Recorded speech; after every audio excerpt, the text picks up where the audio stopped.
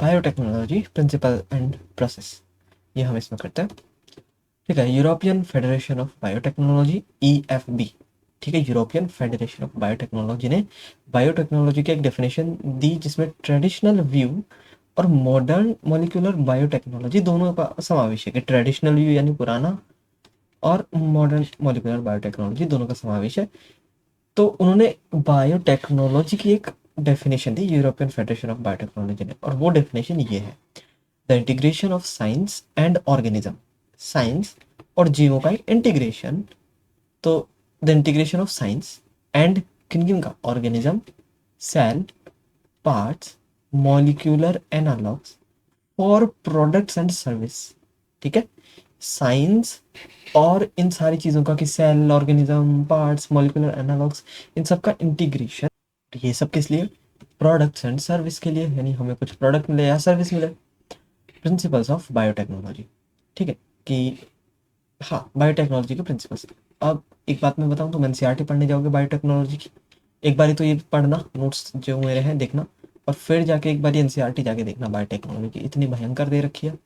मतलब ठीक है, सारा कुछ ये नोट्स भी एनसीईआरटी बेस्ड दिए सारा, एनसीईआरटी की सारी हर एक लाइन इसमें इंपॉर्टेंट कवर्ड है, बट एनसीईआरटी में सही सीक्वेंस और सही पैटर्न में नहीं दे रखा, पॉइंट्स में नहीं बांटा हुआ है, बहुत ऐसे कचरा कर दिया। एनीवे, प्रिंसिपल्स ऑफ बायोटेक्नोलॉजी, सबसे पहला है जेनेटिक इंजीनियरिंग। आनुवंशिक पदार्थ डीएनए आरएनए की केमिस्ट्री को बदलकर उसे होस्ट ऑर्गेनिज्म में डालकर उनके फिनोटाइप में चेंज करना, जेनेटिक इंजीनियरिंग। जेनेटिक इंजीनियरिंग यही करवा के हम जीवों में बदलाव लाते हैं। कैसे, हम पकड़ेंगे किसी का डीएनए आरएनए निकालेंगे, उसमें कुछ तो चेंज करेंगे हमारे हिसाब से, हमें जो भी करवाना है, फिर उसको होस्ट में डाल देंगे। होस्ट में डालते ही होस्ट के फिनोटाइप में कुछ ना कुछ तो चेंज आएगा, होस्ट कुछ ना कुछ तो अलग बिहेव करने लगेगा, बस। अरे हमने डीएनए, एक किसी चीज़ का डीएनए लिया, वो गाय में डाल दिया, अब गाय ज़्यादा दूध देने लग गई, तो हो गया ना। इसी को बोलेंगे जेनेटिक इंजीनियरिंग, हमारा फायदा हुआ। Genetic engineering, bio process engineering, sterile वातावरण में, स्टेराइल वातावरण मतलब जहाँ बिल्कुल भी माइक्रोबियल कंटेमिनेशन ना हो, सब स्वच्छ हो, बैक्टीरियाज ना हो, स्टेराइल बोलते ना उसको। तो बायो प्रोसेस इंजीनियरिंग किसको बोलेंगे, स्टेराइल वातावरण बनाकर केवल डिजायर्ड माइक्रोब्स में वृद्धि कराओ। माइक्रोब्स छोटे वाले जीव होते हैं, माइक्रोब छोटे। जेनेटिक इंजीनियरिंग तुम समझ गए ना, जेनेटिक इंजीनियरिंग क्या है, डीएनए आरएनए की केमिस्ट्री को बदलकर होस्ट ऑर्गेनिज्म में डाला और उनके फिनोटाइप में चेंज हो गया, बस यही जेनेटिक इंजीनियरिंग है। ये जो कला है हमारी, ये जो कला है, इसी को जेनेटिक इंजीनियरिंग बोलेंगे। पर बायो प्रोसेस इंजीनियरिंग क्या है, स्टेराइल वातावरण बनाकर केवल डिजायर्ड माइक्रोब्स में वृद्धि कर बायोटेक्नोलॉजिकल प्रोडक्ट्स जैसे कि एंटीबायोटिक्स, वैक्सीन, एंजाइम्स एक्सेट्रा का निर्माण करना। बायो प्रोसेस इंजीनियरिंग यानी हम इनसे चीज़ों की प्राप्ति करेंगे और माइक्रोब्स से प्राप्ति करेंगे। सो बस ये थोड़ा सा फर्क हुआ, सही है। एंटीबायोटिक्स, वैक्सीन, एंजाइम्स ये सब बनाना।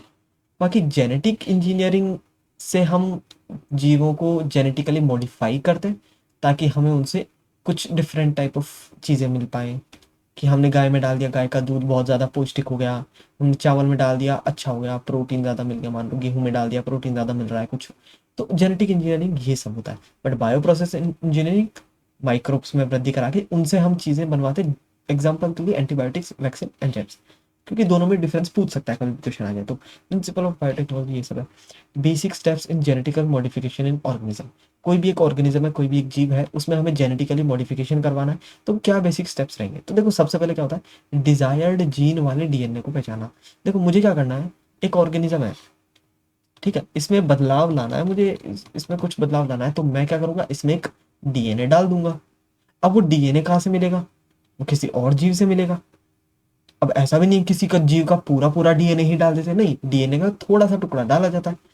तो डिजायर्ड डीएनए को पहले तो पहचानो कि मैं कौन से जीव का डीएनए लूं, तो पहले तो डिजायर्ड जीन वाले डीएनए को पहचानो, फिर उस डीएनए का होस्ट में ट्रांसफर करवाओ, फिर ट्रांसफर्ड डीएनए को होस्ट में सेफ भी रखो कि वो नष्ट ना हो जाए, और उसकी संततियों में भी ट्रांसफर होना चाहिए वो।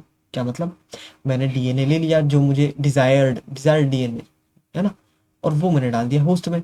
अब ध्यान रखना है कि वो होस्ट में रेप्लिकेट भी हो, आगे जो होस्ट की संततियां बने उनमें भी वो डीएनए जाए, है ना, वरना तो ऐसे क्या मैं बार बार डालता ही रहूंगा, नहीं ना।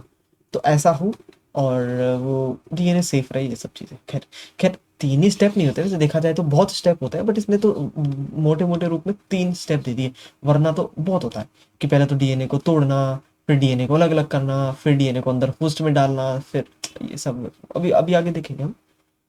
खैर बट बेसिक स्टेप तो यही है। ऑल राइट, अब हम देखने जा रहे हैं रिकॉम्बिनेंट डीएनए टेक्नोलॉजी। तो इसमें पहला स्टेप क्या होने वाला है, DNA cutting by restriction enzyme. हमारा मेन मकसद क्या है, हमारा मेन मकसद क्या है, एक डीएनए के टुकड़े को किसी होस्ट में डालना है, एक डीएनए के टुकड़े को किसी होस्ट में डालना है, और फिर उसके बाद में वो परिवर्तन करेगा, कुछ ना कुछ हमें कुछ चीज़ें मिलेंगी, या फिर उस जीव में कुछ ना कुछ परिवर्तन हो जाएगा, ये सारी चीज़ें। तो अब हमें 2-3 चीज़ें करनी होती है। पहले तो ये डीएनए का टुकड़ा मिलेगा कहाँ से, किसी जीव से मिलेगा, उस जीव की सेल से ये डीएनए का टुकड़ा अलग करना। डीएनए तो पूरा ही अलग होता है, तो डीएनए को काटना पड़ेगा, तो डीएनए को काटो, फिर काटते हैं तो डीएनए के बहुत सारे टुकड़े हो जाते हैं, तो उनको अलग अलग करना पड़ता है, फिर टुकड़े अलग अलग हो जाते हैं तो फिर उनको डालते हैं अपन। उसके लिए वेक्टर की जरूरत होती है, वेक्टर मतलब वाहक। ये क्या होता है, ये इस डीएनए के टुकड़े को पकड़ कर लेके जाता है इस होस्ट के अंदर। बहुत सारी चीजें होती है इसमें। सबसे पहला स्टेप क्या है, DNA cutting by restriction enzyme. भाई डीएनए का टुकड़ा है, उसको कट तो करना पड़ेगा ताकि तुम्हें सिर्फ डिजायर्ड डीएनए मिल पाए। अरे किसी भी जीव का पूरा डीएनए थोड़ी ना किसी जीव में डाल दोगे, नहीं, तुम्हें डीएनए का सिर्फ वो टुकड़ा चाहिए जिसका तुम्हारे काम है। तो DNA cutting by restriction enzyme होते हैं जो डीएनए को काटते हैं। वैसे देखा जाए तो पहला स्टेप ये नहीं होना चाहिए, पहला स्टेप तो और भी अलग होना चाहिए। पहला स्टेप तो ये होना चाहिए था कि सेल से डीएनए को अलग कैसे करें, ये मैं लिखना भूल गया, ये आगे मैंने लिख दूंगा। पहला स्टेप तो ये होना चाहिए कि सेल से डीएनए को अलग करना। नहीं समझ में आया, दोबारा से इस पूरे को इमेजिन कर, ये एक सेल है, ये एक दूसरा होस्ट है हमारे पास, इस सेल से डीएनए को अलग करना पहले तो ये आ गया डीएनए। अब इस डीएनए को कट करना पहले तो रेस्ट्रिक्शन एंजाइम से, फिर कट करने के बाद बहुत सारे टुकड़े हो जाते हैं तो उन टुकड़ों को अलग अलग करना, और हमारा वाला डिजायर्ड डीएनए के टुकड़े को पहचानना। अब ये मिल गया, अब इसको एक वेक्टर की सहायता से, वेक्टर मतलब वाहक, वेक्टर की सहायता सहायता से होस्ट में डाल देना, क्योंकि वेक्टर इसको देके जाता है और होस्ट में डाल देता है। बस ये सब करवाना। तो सबसे पहले DNA cutting by restriction enzymes. 1963 में ई कोलाई में बैक्टीरियोफेज की वृद्धि को रोकने वाले 2 एंजाइम अलग किए गए। क्या मतलब, 1963 में ई कोलाई था।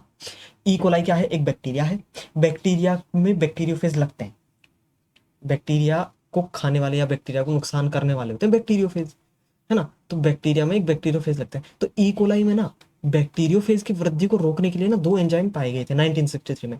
उन 2 एंजाइमों से एक एंजाइम तो वो था जो डीएनए से मिथाइल ग्रुप जोड़ता था। एक एंजाइम का क्या काम था, बस डीएनए से मिथाइल ग्रुप जोड़ता था, तो ये तो कोई मेन बात नहीं हुई। दूसरा एंजाइम था जो डीएनए को काटता था, यही है हमारा रेस्ट्रिक्शन एंडोन्यूक्लियस। 2 टाइप के होते हैं रेस्ट्रिक्शन एंजाइम, रेस्ट्रिक्शन एंडोन्यूक्लियस और रेस्ट्रिक्शन एक्सोन्यूक्लियस। एंडोन्यूक्लियस अंदर से काटते हैं, एंडोन्यूक्लियस तो अंदर से काटते हैं, और एक्सोन्यूक्लियस बाहर सिरों से काटते हैं।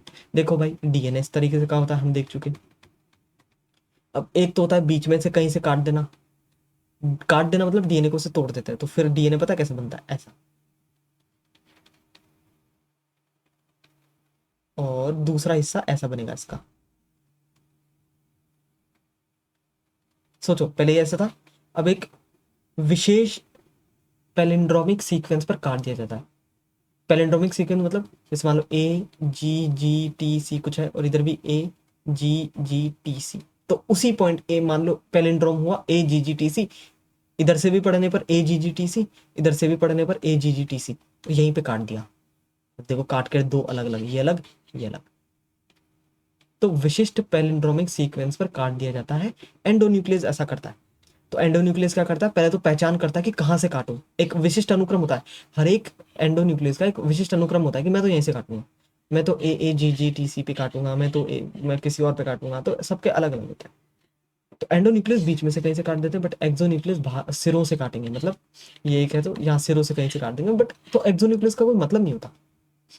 सिरों से काटने का मतलब नहीं बीच में काटे, बीच में काटने से ना चिपचिपे सिरे प्राप्त होते हैं, मतलब जो डीएनए है वो इस तरीके से प्राप्त होगा। अब ये दूसरे किसी डीएनए से आकर जुड़ जाएगा, अभी हम आगे देखेंगे तो रुक जा। तो खोज कैसे हुई थी 1963 में? ई कोलाई में दो एंजाइम खोजे गए थे जो बैक्टीरियोफेज की वृद्धि को रोकते थे। उन दोनों एंजाइम में से एक तो था बस जो डीएनए के मिथाइल ग्रुप जोड़ता था, वो तो नॉर्मल था। दूसरा वाला था जो डीएनए को काटता था, यही हमारा restriction endonuclease. First restriction endonuclease hind second था। 5 वर्ष बाद 1971 में खोजा गया था first restriction enzyme, hind second. R E बोलेंगे अब हम, रेस्ट्रिक्शन एंडोन्यूक्लियस, जिसका स्पेसिफिक रिकॉग्निशन सीक्वेंस है GAATTC। हाँ, हिंड सेकंड का एक विशिष्ट सीक्वेंस क्या है कि वो कहाँ काटेगा? GAATTC पर ही काटेगा, जहां से ये डीएनए को काटेगा। हिंड सेकंड के अलावा 900 प्लस रेस्ट्रिक्शन एंजाइम्स अभी खोज चुके हैं, और वो किन से खोजे हैं? बैक्टीरिया के 230 प्लस प्रभेदों से अलग किए गए। हिंड सेकंड के अलावा अभी 900 प्लस रेस्ट्रिक्शन एंजाइम हैं जो कि बैक्टीरिया के 230 से भी ज़्यादा स्ट्रेन्स यानी प्रभेदों से अलग कर लिए गए हैं अभी हम। रेस्ट्रिक्शन एंजाइम का नामकरण कैसे किया जाता है? जैसे एक रेस्ट्रिक्शन एंजाइम का नाम है EcoR फर्स्ट। EcoR आई नहीं है, फर्स्ट है, EcoR फर्स्ट। तो ई का मतलब है एस्चेरेशिया, को का मतलब है कोलाई, जैसे ई कोलाई बोला जाता है ना, ई कोलाई। ई कोलाई का मतलब होता है एस्चेरेशिया कोलाई, ये पूरा नाम है। जैसे हम बोलते हैं ना मैंजीफेरा इंडिका, तो मैंजीफेरा क्या होता है? वंश, इंडिका क्या होती है? जाति। वैसे एशरेशिया कोलाई, एशरेशिया क्या है? वंश, कोलाई क्या है? जाति। तो अब हम देखते हैं रेस्ट्रिक्शन एंजाइम का क्या नाम है। रेस्ट्रिक्शन एंजाइम का नाम होता है ई को आर फर्स्ट। ई को आर फर्स्ट मतलब हम ऐसा कह सकते हैं कि रेस्ट्रिक्शन एंजाइम का पहला लेटर वंश को दर्शाएगा एशरेशिया, और उसके आगे वाले 2 लेटर जाति को दर्शाएंगे यानी कोलाई, और उसके अगला वाला लेटर आर ये दर्शाएगा कि कौन सा बैक्टीरिया को कौन से स्ट्रेन से लिया गया, और उसके बाद जो लेटर है फर्स्ट ये दर्शाएगा कि कौन से क्रम से लिया गया है, कौन से क्रम से लिया जाए। तो फर्स्ट लेटर जीनस का होता है, जैसे ई को आर फर्स्ट, तो फर्स्ट लेटर जीनस यानी एस्चेरेशिया। सेकंड एंड थर्ड लेटर जो है स्पीशीज का है कि कोलाई। फोर्थ जो लेटर है वो किस स्ट्रेन का, किस प्रभेद का बैक्टीरिया वो दर्शाता है। और जो सबसे लास्ट में रोमन नंबर में जो फर्स्ट लिखा हुआ है या सेकंड कुछ भी लिखा है, वो जिस क्रम में एंजाइम अलग किया गया है उस क्रम को बताता है, किस क्रम से अलग किया गया। तो ऐसा नाम पड़ा है ई को आर फर्स्ट। ये है रेस्ट्रिक्शन एंजाइम का नाम जो कि ई कोलाई से अलग किया गया है। तो ई का मतलब है एस्चेरेशिया यानी कि वंश, CO का मतलब है कोलाई यानी कि जाति, ये प्रभेद, और ये किस क्रम से एंजाइम को पृथक किया गया है। तो रेस्ट्रिक्शन एंजाइम है ये। न्यूक्लियेजेस, एंडोन्यूक्लियस, एक्सोन्यूक्लियस। एंडोन्यूक्लियस इससे स्टिकी एंड से बनता है, डीएनए को बीच में कहीं से काटते हैं एंडोन्यूक्लियस। जैसे रेस्ट्रिक्शन एंडोन्यूक्लियस और रेस्ट्रिक्शन एक्सोन्यूक्लियस, 2 टाइप होते हैं। तो एंडोन्यूक्लियस जो डीएनए को बीच में से कहीं से काटते हैं, और बायोटेक्नोलॉजी में यही इंपॉर्टेंट है, यही ज़्यादा काम में आएंगे, क्योंकि डीएनए को बीच में काटने से ही स्टिकी एंड्स बनते हैं। और स्टिकी एंड बनने से क्या होता है कि कोई भी एक डीएनए है, इसको बीच में से काटा, अब वो काट के दूसरे वेक्टर से जोड़ दिया जाता है, आसानी से जुड़ जाएगा। तो बीच में से ही काटना चाहिए, तभी हमें स्टिकी एंड्स मिलेंगे, तभी वो आपस में चिपक पाएंगे बाद में। तो और बायोटेक में ये इंपॉर्टेंट है। एक्सोन्यूक्लियस ये डीएनए को एंड से काटता है, तो इससे स्टिकी एंड्स नहीं बनते, इससे रफ एंड बनता है, स्टिकी एंड्स नहीं बनते। अभी आगे और देखेंगे, डायग्राम भी दे ही दूंगा मैं शायद। चलो, न्यूक्लियेजेस, एंडोन्यूक्लियेज, न्यूक्लियस बोलेंगे पहले से, खैर चलो। न्यूक्लियेजेस एक स्पेसिफिक पैलिंड्रोमिक न्यूक्लियोटाइड सीक्वेंस पर ही काटते हैं, जैसे कि हिंड सेकंड हमेशा GAATTC पे ही काटता है। पैलिंड्रोम का मतलब क्या होता है? पैलिंड्रोम मतलब जैसे कि इधर से पढ़े तो भी सेम, इधर से पढ़े तो भी सेम, जैसे कि ऐसे बन रहा है। तो GAATTC, तो अब देखो GAATTC है, तो अब देखना C से कौन जुड़ेगा? G, T से कौन जुड़ेगा? A, T से कौन जुड़ेगा?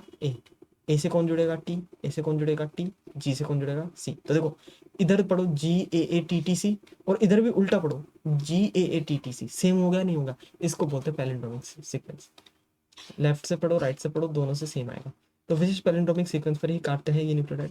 1972 में कोहन और बेयर ने रेस्ट्रिक्शन एंजाइम, जिसे मॉलिक्यूलर सीजर्स भी कहते हैं, रेस्ट्रिक्शन एंजाइम को मॉलिक्यूलर सीजर भी कहते हैं, से प्लाज्मिड से डीएनए पीस कट करके एंटीबायोटिक रेजिस्टेंट जीन को अलग किया था।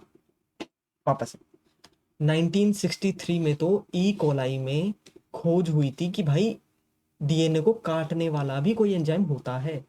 1963 में ई कोलाई में 2 एंजाइम की खोज की थी जो बैक्टीरियोफेज की वृद्धि को रोकते हैं। एक एंजाइम तो डीएनए से मिथाइल ग्रुप जोड़ता है, दूसरा एंजाइम डीएनए को काटता था। इसको रेस्ट्रिक्शन एंडोन्यूक्लियस कहा गया। पर पहला रेस्ट्रिक्शन एंडोन्यूक्लियस जिसकी खोज की गई है वो था हिंद सेकंड, कब खोजा गया? 1971 में। और अब जब खोज ही लिया तो फिर 1972 में, अब भाई रेस्ट्रिक्शन एंजाइम खोज लिया तो उसका काम क्या? डीएनए को कटवाना। तो 1972 में कोहन और बेर ने क्या किया?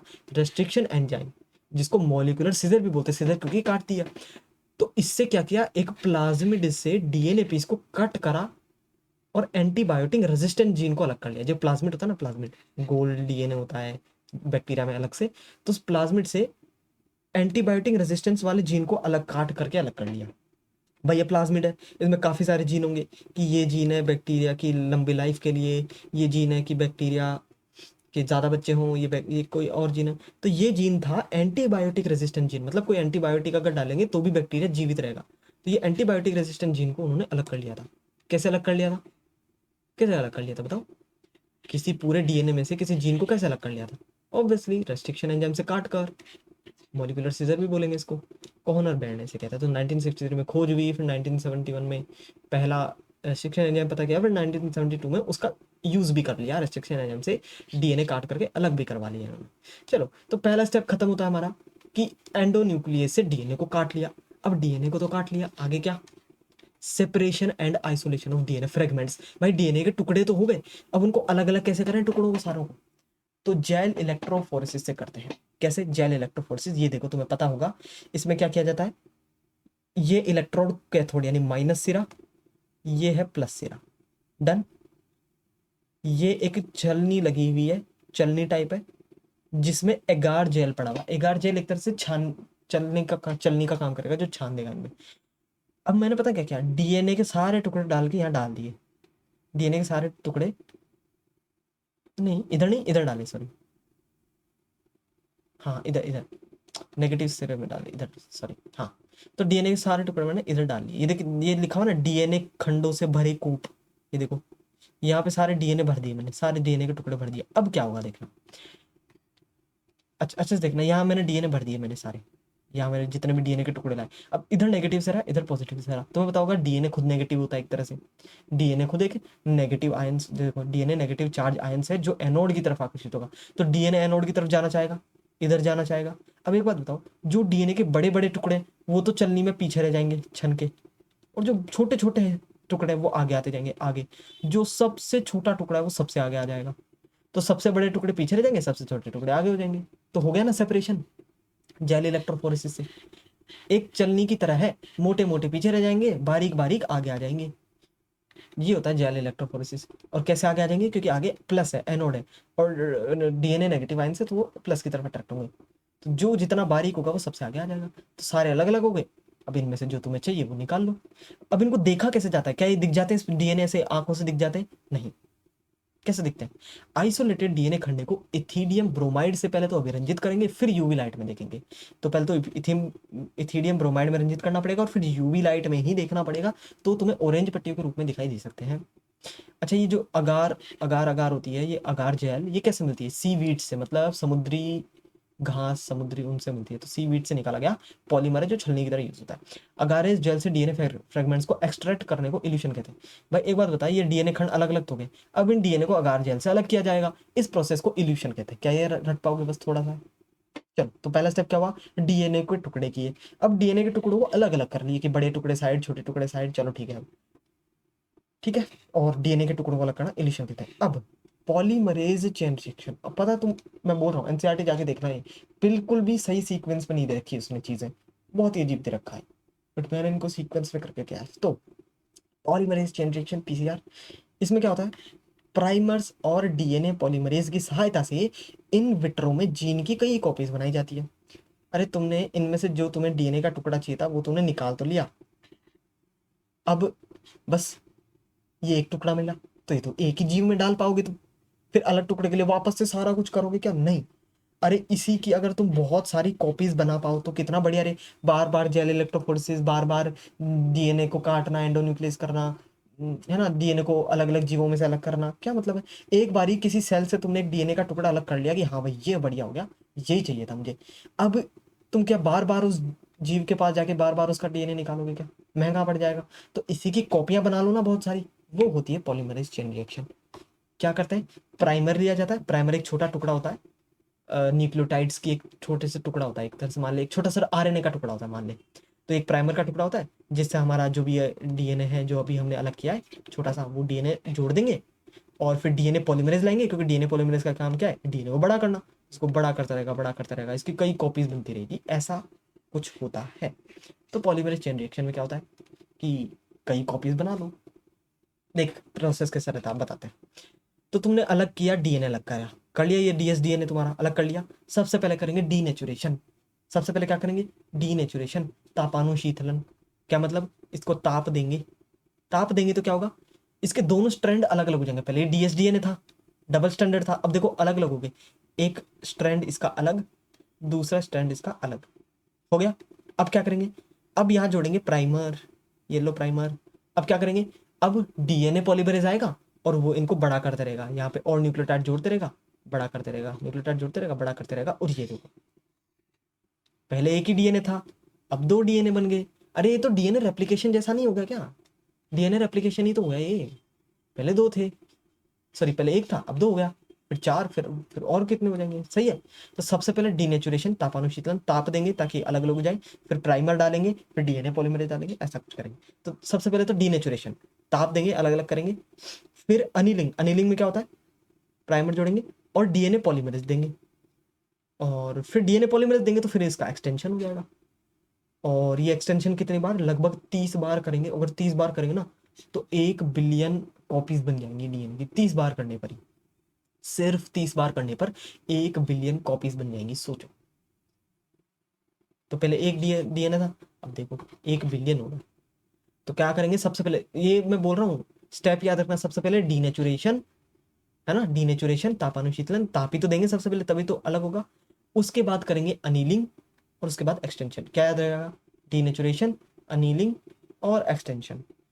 अनीलिंग में क्या करेंगे, प्राइमर और डीएनए पॉलीमरेज उसको देंगे, प्राइमर जोड़ेंगे एक तरह से मान लो, और एक्सटेंशन में डीएनए पॉलीमरेज उनका एक्सटेंशन करते रहेगा, ठीक है।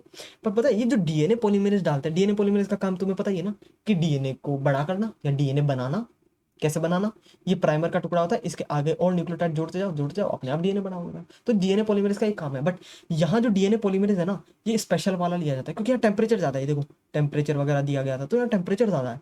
तो यह DNA polymerase Thermus aquaticus bacteria से निकाला गया। थर्मस एक्वेटिकस बैक्टीरिया नाम से पता चल रहा है कि ये गर्म जगहों पर पाया जाता है, तो इसका तो डीएनए पॉलीमरेज 100 डिग्री सेल्सियस पर भी काम कर जाता है, ऐसा होता है।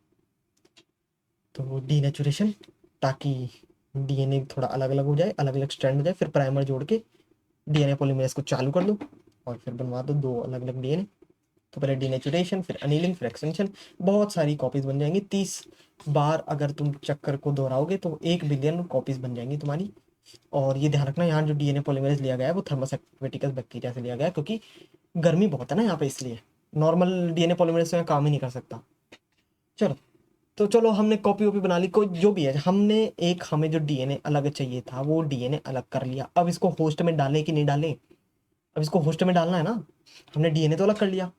चलो, रिकॉम्बिनेंट डीएनए निर्माण कैसे होता है ये हम देखते हैं। रिकॉम्बिनेंट डीएनए निर्माण, देखो ये है वो डीएनए जो तुमने अलग कर लिया किसी दूसरे जीव से, ये है वेक्टर डीएनए, दोनों को जोड़ के बन गया रिकॉम्बिनेंट डीएनए। अब इसको डाल दो होस्ट में। वेक्टर जो होता है वही इसको लेके जा सकता है, वेक्टर क्या होता है, वाहक, वही इसको लेके जा सकता है, वरना ये अकेला कैसे घुस जाएगा, ऐसे जाके घुस जाएगा, बस ऐसे थोड़ी होता है। वेक्टर ही इसको लेके जा सकता है होस्ट में। तो देखो ये रहा वेक्टर डीएनए, ये रहा फॉरेन डीएनए। फॉरेन डीएनए मतलब बाहर वाला डीएनए जो तुम डाल रहे हो। अब देख इसको भी काटा हुआ है, देख वेक्टर डीएनए को देख काटा हुआ है, ये देख, ये देख यहाँ काटा हुआ है, वरना ऊपर भी होना चाहिए था ना, ऐसे ऐसे पूरा होना चाहिए था ये, पर नहीं, ऊपर से देख काटा हुआ है। तो इसको भी इस तरीके से काटा हुआ है और इसको भी इस तरीके से काटा हुआ है। अब बताइए दोनों एक तरह से ताला चाबी नहीं बन गए, दोनों एक लॉक हो जाएंगे ना एक दूसरे में। ये देख लॉक हो गए, देख लाइगेज एंजाइम होता है जिसके कारण दोनों डीएनए चिपक जाते हैं। तो हुआ पता क्या होगा, मैं बताता हूँ।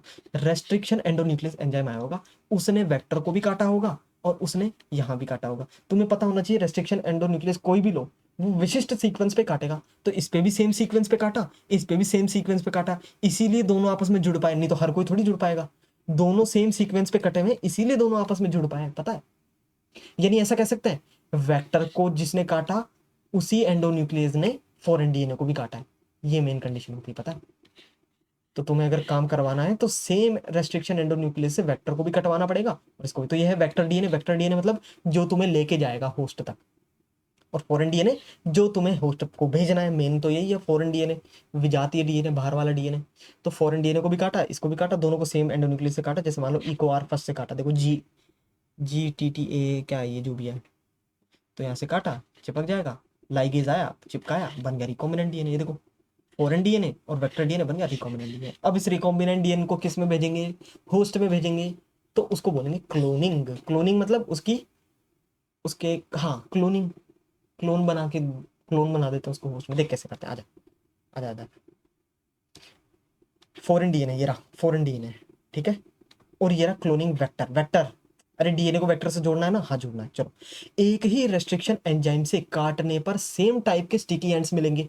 अरे एक ही रेस्ट्रिक्शन एंजाइम लो, उसको फॉरेन डीएनए को भी काटो और उसी से क्लोनिंग वेक्टर, वेक्टर यानी वाहक जो लेके जाएगा हमें, उसको भी काटो, तो सेम स्टिकी एंड्स मिलेंगे। देखो ये देखो क्लोनिंग वेक्टर को काट दिया, यहाँ से देखो फॉरेन डीएनए को काट दिया।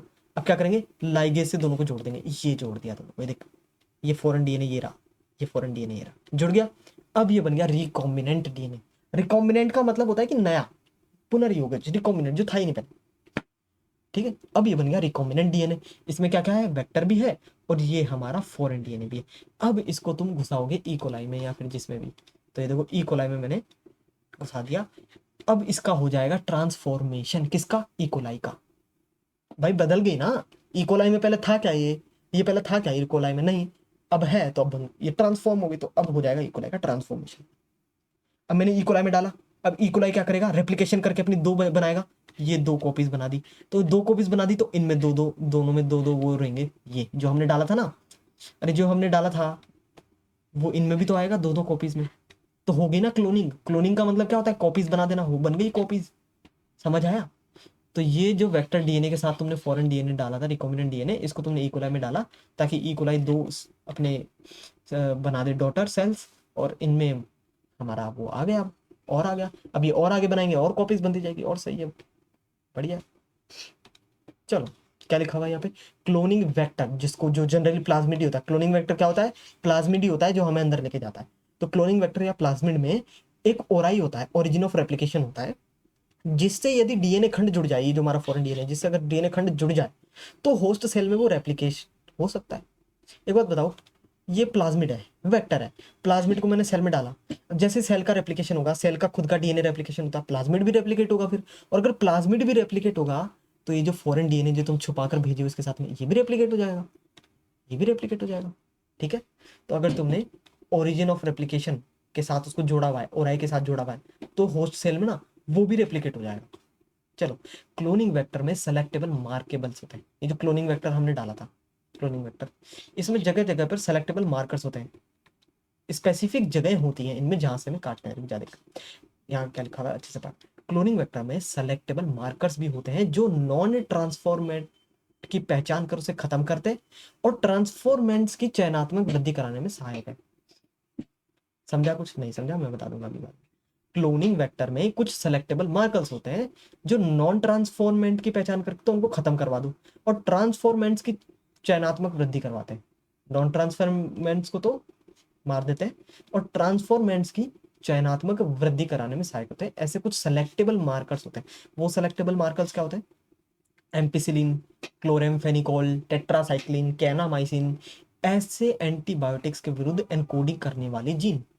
मतलब ये क्लोनिंग वेक्टर है, यहाँ पर जीन है जो इसको एम्पिसिलिन से बचाएगा, यहाँ पर क्लोरेमफेनिकोल जीन से, सॉरी क्लोरेमफेनिकोल एंजाइम से बचाने वाला जीन है, यहाँ पे टेट्रासाइक्लिन से बचाने वाला जीन है, यहाँ पे कैनामाइसिन से बचाने वाला जीन है, समझे। अच्छा, नॉर्मल इकोलाई सेल्स में ये सब ये रेजिस्टेंस नहीं होते। अरे नॉर्मल इकोलाई सेल है, वो क्या एम्पिसिलिन से बच पाएगा, नहीं, तुम एम्पिसिलिन डालोगे बैक्टीरिया मर जाएंगे। ये क्या है, एंटीबायोटिक्स है, एंटीबायोटिक्स मतलब जो बैक्टीरिया को मार देंगे। तो तुम नॉर्मल इकोलाई को एम्पिसिलिन डालोगे मर जाएगा, क्लोरेमफेनिकोल कुछ भी डालो मर जाएगा, क्योंकि नॉर्मल इकोलाई में क्या ये सब है, अरे नॉर्मल इकोलाई में क्या ये सब है, नहीं है। बट पीबीआर 332 में, सॉरी पीबीआर 322 में ये सब है। देखो, वेक्टर में रेस्ट्रिक्शन एंजाइम हेतु कुछ या एक ही रिकॉग्निशन साइट होती है। जो वेक्टर होता है ना, वेक्टर वेक्टर जो गोल प्लाज्मिड जिसमें तुम फॉरेन डीएनए डाल के भेजोगे साथ में, अरे अभी देखा ना यार, वेक्टर ऐसे था, काट दिया था, फिर उसमें बीच में फॉरेन डीएनए घुसाया, अब ये बन गया रिकॉम्बिनेशन डीएनए, फिर इसको होस्ट में डाल दो ना। तो जो वेक्टर में रेस्ट्रिक्शन एंजाइम हेतु कुछ ही रिकॉग्निशन साइट होती है, कि 2-3 स्पेसिफिक जगह होती है कि जहां से तुम काट सकते हो, ऐसे नहीं जहां मर्जी काट लिया, मतलब होनी चाहिए रेस्ट्रिक्शन एंजाइम हेतु कुछ या एक ही रिकॉग्निशन साइट होनी चाहिए। तो वेक्टर के कई पार्ट्स हो जाएंगे, जैसे शिट क्या बोल रहा है, वापस रिपीट करते हैं। वेक्टर में रेस्ट्रिक्शन एंजाइम हेतु या तो कुछ या मतलब कम या फिर एक ही रिकॉग्निशन साइट होनी चाहिए, मतलब कि वेक्टर को एक ही जगह से काटा जाए। 2-3 रिकॉग्निशन साइट होगी तो उस वेक्टर के 2-3 पार्ट्स हो जाएंगे, फिर क्लोनिंग जटिल हो जाएगी। समझे? अरे भाई, ये वेक्टर था, एक जगह से कटा और वहां पे आके फॉरेन डीएनए आके जुड़ गया, तो सिंपल सा हो गया। अगर ये 2-3 जगह से टुकड़े हो जाते तो इसके डिफिकल्टी होती कि नहीं होती, कि यहाँ से भी टूट जा रहा है, यहाँ से भी टूट जा रहा है। तो एक ही रिकॉग्निशन साइट है तो बढ़िया है। चल ज्यादा से ज्यादा 2 हो जाए, मतलब कुछ हो, मतलब कम होनी चाहिए, या तो एक ही होनी चाहिए, एक होनी चाहिए बस, वो बढ़िया है। या फिर कम होनी चाहिए, ज्यादा नहीं होनी चाहिए, वरना ज्यादा टुकड़े हो जाएंगे, जटिल हो जाएगा। ये अब हम डायग्राम देख रहे हैं PBr322। PBr322 वो प्लाज्मिड है जिसमें सारे मतलब काफी उसमें प्रतिरोध है, जैसे कि देखो यहाँ पे एम्पिसिलिन का प्रतिरोध है इसके पास, मतलब ये एम्पिसिलिन इसको नहीं मार पाएगा। यहाँ टेट्रासाइक्लिन का प्रतिरोध है, यानी इसको टेट्रासाइक्लिन भी नहीं मार पाएगा। ये है PBr322, इसको एम्पिसिलिन और टेट्रासाइक्लिन नहीं मार पाता। ये है इकोलाई का क्लोनिंग वेक्टर। ठीक है, मतलब कि अगर मैं ये इकोलाई में डाल दूं ना, तो अब इकोलाई एम्पिसिलिन और टेट्रासाइक्लिन से मरेगा नहीं, क्योंकि उसमें एम्पिसिलिन और टेट्रासाइक्लिन का प्रतिरोध आ गया। नॉर्मल इकोलाई में नहीं होता, पर PBr322 में एम्पिसिलिन का प्रतिरोध भी होता है। ये देखो, ये एम्पिसिलिन और ये टेट्रासाइक्लिन का भी, दोनों का प्रतिरोध होता है। खैर, इसकी एक ट्रिक है, इसकी एक ट्रिक है, कैसे इसको पहचानना है। देखो, ये एम्पिसिलिन यहाँ पे, ये कुछ भी नहीं है, फिर ये टेट्रासाइक्लिन। अब देखना इसकी ट्रिक क्या है। फर्स्ट पेपर इकोलॉजी का है, बहुत सॉलिड पेपर है, ये भी मैंने कहीं से देखी थी, शायद यूट्यूब पे, तुम कभी फाइंड कर लो, तो अच्छा लगा मुझे। फर्स्ट पेपर इकोलॉजी का है और बहुत सॉलिड पेपर है। तो फर्स्ट फर्स्ट मतलब पीएचडी, देखो पीएचडी फर्स्ट फर्स्ट समझ आ रहा है। तो फर्स्ट पेपर इकोलॉजी का, देखो फर्स्ट हो गया, फर्स्ट पेपर। अच्छा, इस पूरी ट्रिक में ना पेपर 2 बार आ रहा है, देखना। फर्स्ट पेपर इकोलॉजी का है, बहुत सॉलिड पेपर है, देख पेपर 2 बार आ रहा है। तो पहली बार जो पेपर आ रहा है उसको बोलेंगे PUV1, और जो बाद में आ रहा है उसको बोलेंगे PUV2।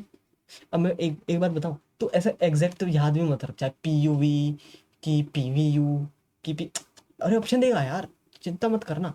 तो याद रख, फर्स्ट फर्स्ट का मतलब PST था, तो PST फर्स्ट, और तो कोई है नहीं PST यहाँ, तो एक ही है बस, PST फर्स्ट। चलो, तो फर्स्ट पेपर इकोलॉजी का बहुत सॉलिड पेपर है। तो पेपर जब भी आए तो PUV, ये रहा PUV फर्स्ट, ये रहा PUV सेकंड, ये सब हटा, ये सब हटा। तो तू कैसे याद रखना, देखो मैं कैसे याद रखता हूँ।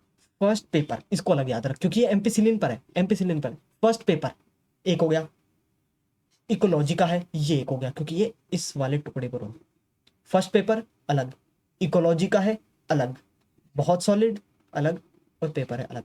फर्स्ट पेपर इकोलॉजी का है, बहुत सॉलिड पेपर है, तो फर्स्ट पेपर ये आएंगे एम्पिसिलिन पर, इकोलॉजी का है ये आएंगे इस टुकड़े पर। इकोलॉजी मतलब EcoR first, CLA first, Hind third.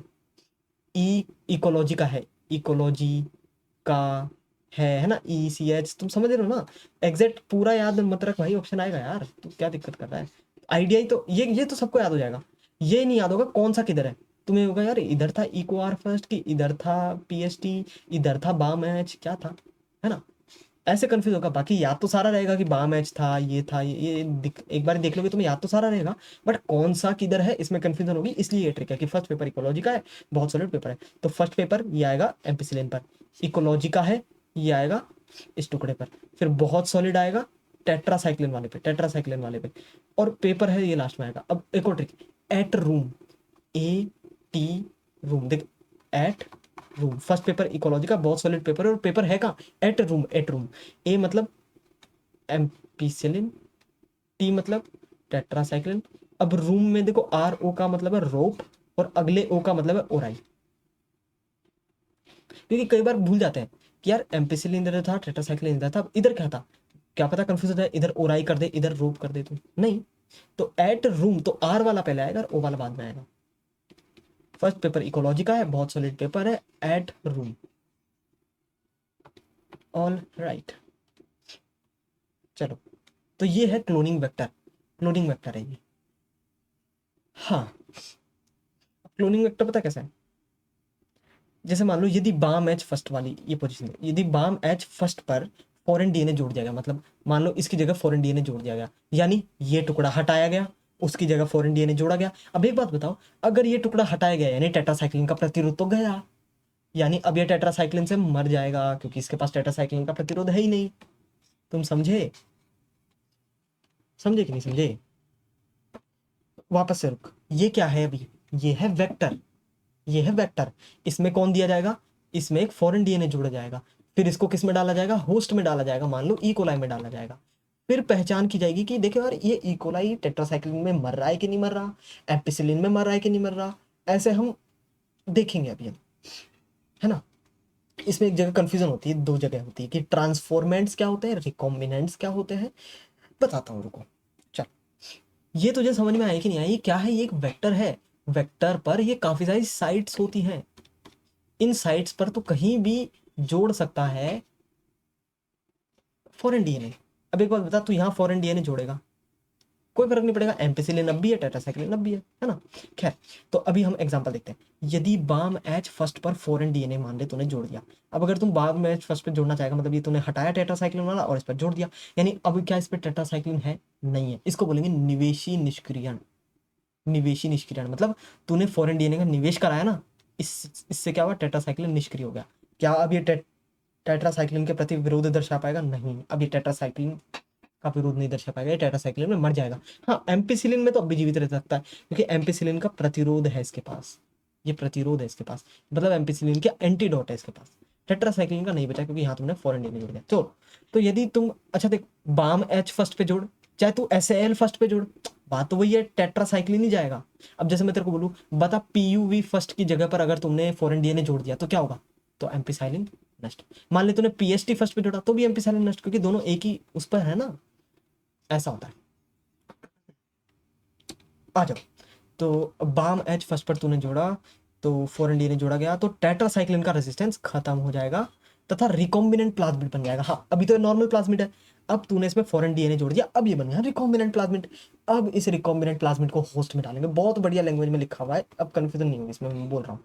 अब इसमें होस्ट में डालेंगे, अब देख दो कंडीशन है, जिन होस्ट सेल में पीबीआर 322 गया ही नहीं, अरे तूने बहुत सारे बैक्टीरिया लिए और ये पटक दिए बहुत सारे, अब कुछ कुछ में गया अंदर, कुछ में नहीं गया। ये जो रिकॉम्बिनेंट डीएनए है, ये क्या सब में गया होगा क्या, नहीं, कुछ में गया होगा, कुछ में नहीं गया होगा। तो देखो, जिन होस्ट सेल में पीबीआर 322 नहीं गया, वो तो है नॉन ट्रांसफॉर्मेट, क्योंकि मैं, अरे ट्रांसफॉर्म होना मतलब बदलना। अब जिनमें ये गया ही नहीं, ये गया ही नहीं, जिन इकोलाई सेल्स में, जिन होस्ट सेल में, वो तो नॉन ट्रांसफॉर्मेट है, और जिन होस्ट सेल में पीबीआर 322 चला गया, वो ट्रांसफॉर्मेंट है। ठीक है, सही है। अब इन ट्रांसफॉर्मेंट में भी दो होते हैं, एक तो रिकॉम्बिनेंट और एक नॉन रिकॉम्बिनेंट। समझ आया, कुछ समझ आया? मैं बताता हूँ तुम्हें, मैं बताता हूँ एक बहुत अच्छे तरीके से। इधर आ, ये तेरा है नॉर्मल प्लाज्मिड, इस प्लाज्मिड में तू क्या कर रहा है, फॉरेन डीएनए डाल रहा है, फॉरेन डीएनए डाल रहा है, और अब ये बन गया रिकॉम्बिनेंट प्लाज्मिड। डन है? हाँ। इसको किस में डालेंगे, होस्ट सेल में डालेंगे। बट देख सुन, ये नॉर्मल प्लाज्मिड था, इसमें तूने फॉरेन डीएनए डाला, तो जरूरी थोड़ी है सब में ही डल गया हो, सब रिकॉम्बिनेंट बन गया, कुछ नॉर्मल भी हो सकते पड़े हैं अभी के अभी, क्या पता। हाँ, तो ऐसा हो सकता है। चल, अब ये तू डाल रहा है होस्ट सेल में डाल रहा है। अब देखो, कुछ होस्ट सेल में तो पीबीआर 322 जाएगा ही नहीं, वो होंगे नॉन ट्रांसफॉर्मेंट, कुछ में चला जाएगा, वो होंगे ट्रांसफॉर्मेंट। और अब ट्रांसफॉर्मेंट में भी दो टाइप के होंगे, नॉन रिकॉम्बिनेंट और रिकॉम्बिनेंट। नॉन रिकॉम्बिनेंट पता है कौन होंगे, जिनमें नॉर्मल वाला प्लाज्मिड चला गया गलती से। अरे रिकॉम्बिनेंट वाला प्लाज्मिड नहीं गया, रिकॉम्बिनेंट वाला तो वो होगा ये, जिसमें बाम एच की जगह तूने ये डीएनए, ये है रिकॉम्बिनेंट, नॉर्मल तो ये है नॉर्मल। तो जिनमें नॉर्मल वाला चला गया वो है नॉन रिकॉम्बिनेंट, क्योंकि, और जिनमें ये वाला चला गया, फॉरेन डीएनए वाला चला गया, वो है रिकॉम्बिनेंट। कुछ समझ में आया? वापस से रिपीट करता हूं, देखो, ये PBr322 है, इसको मैं होस्ट सेल में डाल रहा हूँ, जिनमें गया वो है ट्रांसफॉर्मेंट क्योंकि उनका ट्रांसफॉर्म हो गया, तो जिनमें ये घुसेगा वो तो है ट्रांसफॉर्मेंट, और जिनमें ये नहीं घुसा वो है नॉन ट्रांसफॉर्मेंट। अब जिनमें ये घुसा उनमें भी दो टाइप के होते हैं, रिकॉम्बिनेंट और नॉन रिकॉम्बिनेंट। मतलब जिनमें रिकॉम्बिनेंट वाला प्लाज्मिड जाएगा वो तो है रिकॉम्बिनेंट, और जिनमें नॉर्मल वाला प्लाज्मिड चला गया वो नॉन रिकॉम्बिनेंट। अब तू मेरे को एक चीज बता दे, जो नॉन रिकॉम्बिनेंट है उनमें तो नॉर्मल वाला PBr322 चला गया, यानी उनमें तो टेट्रासाइक्लिन और एम्पिसिलिन दोनों का रेजिस्टेंस है। बट जो रिकॉम्बिनेंट है उनमें तो सिर्फ एम्पिसिलिन का रेजिस्टेंस है, टेट्रासाइक्लिन का रेजिस्टेंस तो है ही नहीं, क्योंकि तुमने टेट्रासाइक्लिन की जगह बाम एच की जगह तो वो जोड़ दिया ना फॉरेन डीएनए। तो रिकॉम्बिनेंट वालों में तो टेट्रासाइक्लिन है ही नहीं, क्योंकि टेट्रासाइक्लिन का तो निवेशी निष्क्रियण हो गया, यानी इंसर्शनल इनएक्टिवेशन हो गया, क्योंकि तुमने उसकी जगह कुछ और जोड़ दिया। अब इससे क्या होता है, ये हमने ऐसा करवाया क्यों, इससे तुम अलग अलग कर सकते हो चीजों को। देख मैं बताता हूँ, अगर मैं सभी होस्ट सेल को एम्पिसिलिन में डालूं तो बता क्या होगा, सभी होस्ट सेल को एम्पिसिलिन में डालूं तो, एक बार रुक देख तक मैं अलग अलग से बताता हूँ तेरे को, खाली पेज पे हम इस चीज को करते हैं। हाँ बता, अगर मैं सभी होस्ट सेल को एम्पिसिलिन में डाल देता हूं तो पता क्या होगा, जो नॉन ट्रांसफॉर्मेंट है ना वो मर जाएंगे, बाकी सब जीवित रहेंगे, रिकॉम्बिनेंट नॉन रिकॉम्बिनेंट सब जीवित रहेंगे। बताता हूँ कैसे। देख, जो नॉन ट्रांसफॉर्मेंट सेल है वो नॉर्मल है, क्या इनमें PBr322 है, क्या इनमें PBr322 है, नहीं है, तो क्या इनमें एम्पिसिलिन और टेट्रासाइक्लिन से लड़ने की क्षमता नहीं है, तो ये एम्पिसिलिन में मर जाएंगे, यानी नॉन ट्रांसफॉर्मेंट सारे मर जाएंगे। अब बात आती है ट्रांसफॉर्मेंट्स की। अब ट्रांसफॉर्मेंट्स में दो हैं, एक तो वो है जिनमें रिकॉम्बिनेंट वाला PBr322 है, और एक वो है जिनमें नॉर्मल वाला PBr322 है। देखा जाए दोनों ही एम्पिसिलिन पर जीवित रहेंगे, क्यों, क्योंकि एम्पिसिलिन तो सेफ है ना।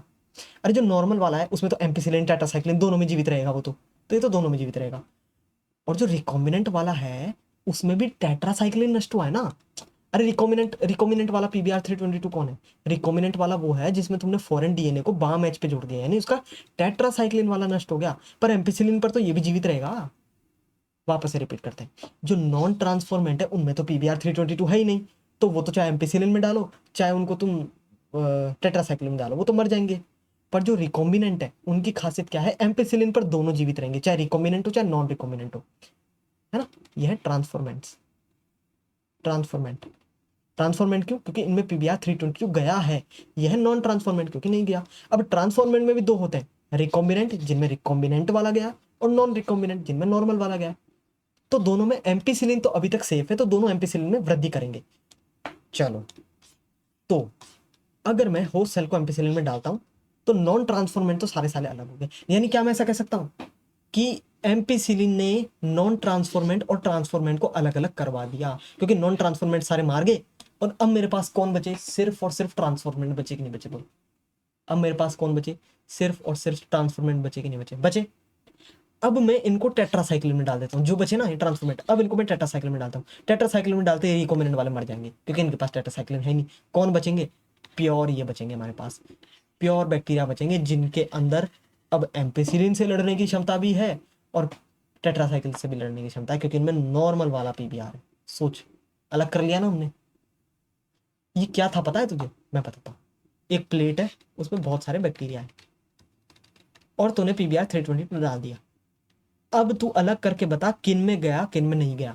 कर सकता है क्या तू अलग, नहीं कर सकता ना, बट ये तरीका जिससे तू कर सकता है, क्या कर अगर मान ले तूने बाम एच फर्स्ट पर फॉरेन डीएनए जोड़ा है, अगर तूने बाम एच फर्स्ट पर फॉरेन डीएनए जोड़ा था, सबसे पहले क्या कर, एम्पिसिलिन डाल। एम्पिसिलिन से क्या होगा, नॉन रिकॉम्बिनेंट तो सारे मर जाएंगे, रिकॉम्बिनेंट सारे जिंदा रहेंगे। अब टेट्रासाइक्लिन डाल, उससे क्या होंगे, रिकॉम्बिनेंट सारे मर जाएंगे, नॉन रिकॉम्बिनेंट सारे जिंदा रह जाएंगे, और तेरे को मिल जाएंगे बढ़िया वाले इकोलाई। अब ये इकोलाई टेट्रासाइक्लिन में भी जिंदा रहेंगे, एम्पिसिलिन में भी जिंदा रहेंगे, अब इनकी तो वृद्धि करवाते रहे। तो ये सीन है, ये होता है अलग करने का। खैर ये मेथड थोड़ा लेंदी और थोड़ा मैसी नहीं है, बार बार पहले एम्पिसिलिन डालो फिर टेट्रासाइक्लिन डालो, ये सब डालो, है ना। अच्छा, तो इस लाइन को क्या कह सकते हैं, ये जो हुआ इस लाइन को एक लाइन में ऐसे नहीं कह सकता क्या, अतः एम्पिसिलिन ने ट्रांसफॉर्मेंट व टेट्रासाइक्लिन ने नॉन रिकॉम्बिनेंट्स को चूज करने में हेल्प की। क्या मतलब, अरे एम्पिसिलिन डालते नॉन ट्रांसफॉर्मेंट तो मर गए, सिर्फ ट्रांसफॉर्मेंट बचे, यानी एम्पिसिलिन ने ट्रांसफॉर्मेंट को चूज करवा लिया। और टेट्रासाइक्लिन डालने से रिकॉम्बिनेंट तो मर गए, नॉन रिकॉम्बिनेंट जिंदा रहेंगे, यानी टेट्रासाइक्लिन ने नॉन रिकॉम्बिनेंट को चूज करवा दिया, है ना। तो एम्पिसिलिन ने ट्रांसफॉर्मेंट को चूज करवाने में हेल्प की और टेट्रासाइक्लिन ने नॉन रिकॉम्बिनेंट को चूज करवाने में हेल्प की। मैं एक बात बताऊं, ये इतना ज्यादा डिफिकल्ट नहीं है अगर तुम्हें इन वर्ड्स का मतलब पता चल जाए कि ट्रांसफॉर्मेंट कौन है, नॉन ट्रांसफॉर्मेंट कौन है, रिकॉम्बिनेंट कौन है, नॉन रिकॉम्बिनेंट कौन है। लास्ट में एक और बार बता देता हूँ, ये है नॉर्मल इकोलाई। क्या इसमें पीबीआर 322 है? नहीं, ये है नॉन ट्रांसफॉर्मेंट, क्योंकि इसमें कोई ट्रांसफॉर्म ही नहीं हुआ, नॉन ट्रांसफॉर्मेंट। अब अगर इसमें पीबीआर 322 आ गया, अब वो कोई सा भी आए चाहे रिकॉम्बिनेंट को, तो ये ट्रांसफॉर्मेंट है, यानी इसमें पीबीआर 322 आ गया। अब देखो, अगर इसमें नॉर्मल वाला पीबीआर 322 आया तो यानी non recombinant, non recombinant. But अगर इसमें वो रिकॉम्बिनेंट वाला आ गया, मतलब फॉरेन डीएनए डाल के वो सब करवा के रिकॉम्बिनेंट वाला आया, तो इसको रिकॉम्बिनेंट बोलेंगे। सिंपल है यार, यानी कि नॉन रिकॉम्बिनेंट हो चाहे रिकॉम्बिनेंट हो, दोनों एक तरह से ट्रांसफॉर्मेंट ही है, क्योंकि दोनों में पीबीआर 322 घुस गया है। और नॉन ट्रांसफॉर्मेंट में पीबीआर 322 घुसता ही नहीं है। अब बाकी यार तुम देख लो, ये मैंने बहुत अच्छे से समझा दिया है। और आगे चलते हैं। ये एक तरीका हो गया कि ऐसा प्लेट में डालो, फिर पहले एम्पिसिलिन डालो, फिर टेट्रासाइक्लिन डालो, फिर अलग करो, तो मैसी होता है। एक और अलग तरीका भी होता है वैसे इनको अलग करने का भी, हम आगे आई थिंक कहीं मैंने लिखा है कि नहीं, आगे देखते हैं। चलो, जीन्स को प्लांट्स एंड एनिमल्स में ट्रांसफर करना हमने बैक्टीरिया एंड वायरस से सीखा है, जैसे एग्रोबैक्टीरियम ट्यूमिफेसियंस। जीन्स को प्लांट्स और एनिमल्स में ट्रांसफर कर रहे हैं हम, हाँ करते तो हैं। ये हमने बैक्टीरिया और वायरस से सीखा है, जैसे कि एग्रोबैक्टीरियम ट्यूमिफेसियंस बैक्टीरिया, जो डाइकोट में पैथोजन है यानी रोगजनक है। ये डीएनए खंड टी डीएनए को नॉर्मल सेल्स में डाल देता है और उनमें ट्यूमर कर देता है, जिनसे पैथोजन हेतु जरूरी केमिकल निकलते हैं। ओके ओके, तो हमने ये चीजें सीखी कहाँ है कि एक डीएनए को उठाओ दूसरे में डाल दो, ये सब हमने बैक्टीरिया वायरस से सीखी है, क्योंकि वो भी ऐसा करते हैं। जैसे एक एग्रोबैक्टीरियम ट्यूमिफेसियंस बैक्टीरिया है, ये डाइकोट में क्या करता है, एक टी डीएनए का खंड होता है, वो उसके नॉर्मल सेल्स में डाल देता है। तो उनके नॉर्मल सेल्स में अब वो ट्यूमर हो जाता है। ट्यूमर के कारण क्या होता है, केमिकल्स बनते हैं उस ट्यूमर में, गांठ में, और फिर बहुत सारे पैथोजन आके उसको रोग कर देते हैं, उसको बीमार कर देते हैं। ये तो होगी प्लांट्स की बात, एग्रोबैक्टीरियम ट्यूमिफेसियंस, ये प्लांट्स की बात होगी, इसमें टी डीएनए होता है। एनिमल्स में कौन होता है, रेट्रोवायरस होता है, ये एनिमल सेल्स में कैंसर कर देता है। तो ये भी कैंसर कैसे करता है, ये नॉर्मल सेल में अपना डीएनए डाल के भेज देता है उसमें, रेट्रोवायरस। तो ठीक है, यही करता है बस। तो ये वायरस है, एनिमल्स में बीमारी ये करता है। खैर, एग्रोबैक्टीरियम का जो टीआई प्लाज्मिड है और रेट्रोवायरस जो है, अब अहानिकारक बनाकर क्रमशः प्लांट और एनिमल सेल में क्लोनिंग वेक्टर की तरह यूज किया जाता है। क्या मतलब, मैं बताता हूँ। देखो, एग्रोबैक्टीरियम ट्यूमिफेसियंस में जो टीआई प्लाज्मिड होता है, वो घुसता है नॉर्मल सेल में और उनको बीमार कर देता है। बट अगर मैं क्या करूं, उसको अहानिकारक बना दूं, अरोगजनक बना दूं, तब वो मेरे काम आ सकता है, वो मेरे एक वेक्टर की तरह काम आ सकता है कि प्लांट सेल में घुस जाएगा वो। अरे एग्रोबैक्टीरियम का टीआई प्लाज्मिड क्या होता है, प्लांट सेल में नॉर्मली घुस जाता है और उनको रोग कर देता है। बट मैं इसको बिना रोग वाला बना दूं, तब तो ये मेरे काम भी तो आ सकता है ना, कि प्लांट सेल में घुसा के कोई भी डीएनए डाल दूं, तो ये वेक्टर की तरह काम आ सकता है। ऐसे रेट्रोवायरस जो एनिमल सेल में बीमारियां करता है, उसको भी अगर मैं अरोगजनक बना लूं, तो ये भी मेरे काम में आ सकता है कि सेल्स में घुस जाए।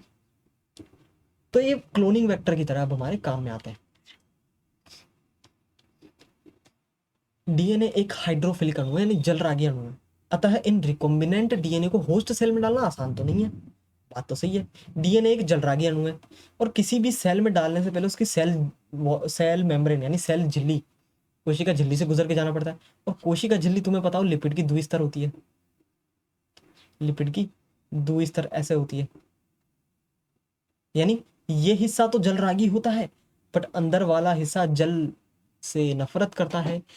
तो और डीएनए एक जलरागी अणु है, तो डीएनए को अंदर आने नहीं देगी झिल्ली तो, हाँ, कोई भी कोशिका झिल्ली डीएनए को अंदर घुसने नहीं देगी। तो फिर तुम डीएनए को होस्ट में डालोगे कैसे भाई? अरे तुमने डीएनए वीएनए अलग करवा लिया, होस्ट में डलता कैसे डीएनए, ये तो बताओ।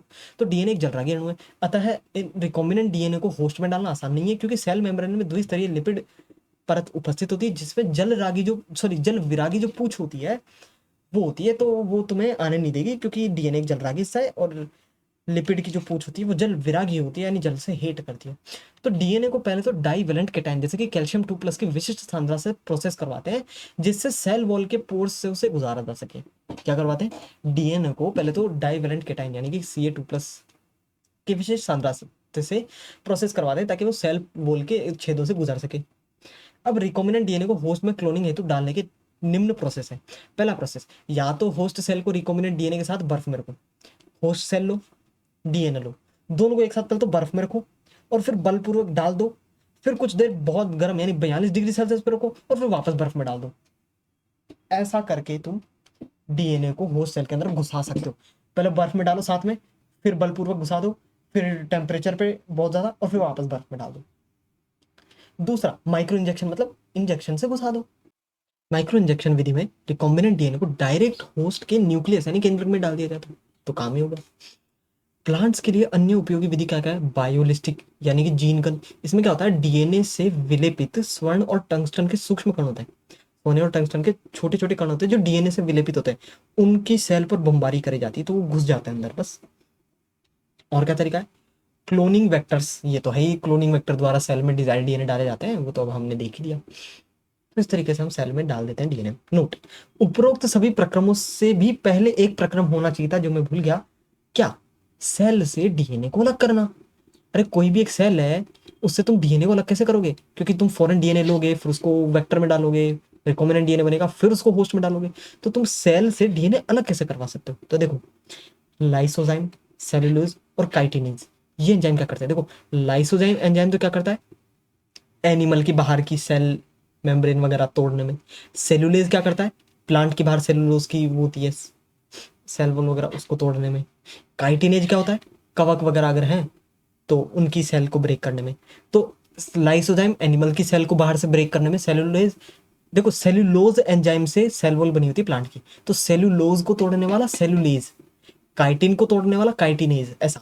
तो लाइसोजाइम क्या होता है, एनिमल सेल को बाहर से ब्रेक करता है, सेलुलेज क्या करता है, प्लांट सेल को ब्रेक करता है, काइटिनेज क्या करता है, फंगस यानी फंजाई को की सेल को बाहर से ब्रेक करता है, क्योंकि फंजाई में काइटिन की कोशिका वृद्धि होती है ना, इसलिए। चलो, तो तुमने सेल वॉल तो सब तोड़ दी, अब क्या डीएनए कैसे अलग करोगे, क्योंकि केंद्रक में डीएनए अगर है तो वहां तो आरएनए सब कुछ है, सब मिक्स है, तो कैसे करोगे।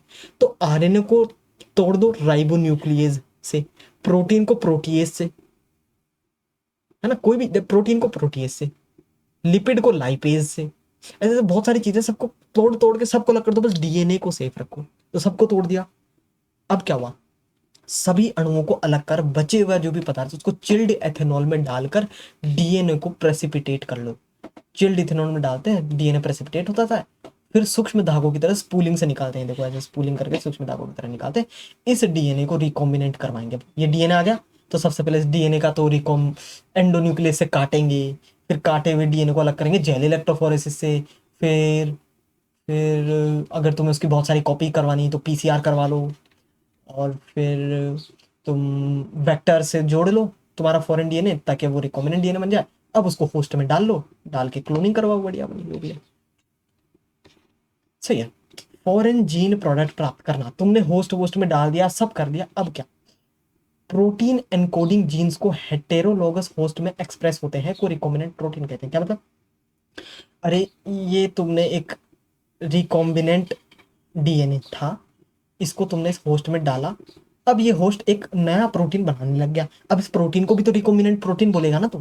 तो प्रोटीन एनकोडिंग जीन्स जो हेटेरोलोगस होस्ट में एक्सप्रेस होते हैं को रिकॉम्बिनेंट प्रोटीन बोलेंगे, मतलब कि अरे नया प्रोटीन जो बन रहा है उसको रिकॉम्बिनेंट प्रोटीन बोलेंगे, सिंपल सी बात है। आगे चल, ऐसी सेल्स के कल्चर को 100 से 1000 लीटर को प्रोसेस करने के लिए बायोरिएक्टर लगाए जाते हैं। मतलब अरे भाई तूने बहुत सारे बैक्टीरियाज लिए, बहुत सारे बैक्टीरियाज को रिकॉम्बिनेट करवा लिया, अब वो बैक्टीरियाज प्रोटीन बना रहे हैं, मान ले कोई प्रोटीन बना रहे हैं, अब तू क्या करेगा, थोड़ा सा प्रोटीन से तेरा काम चलेगा नहीं, तो तू क्या करेगा, बैक्टीरिया की बहुत बड़ी कॉलोनी बनाएगा 100 से 1000 लीटर एक, और उनको प्रोसेस करेगा।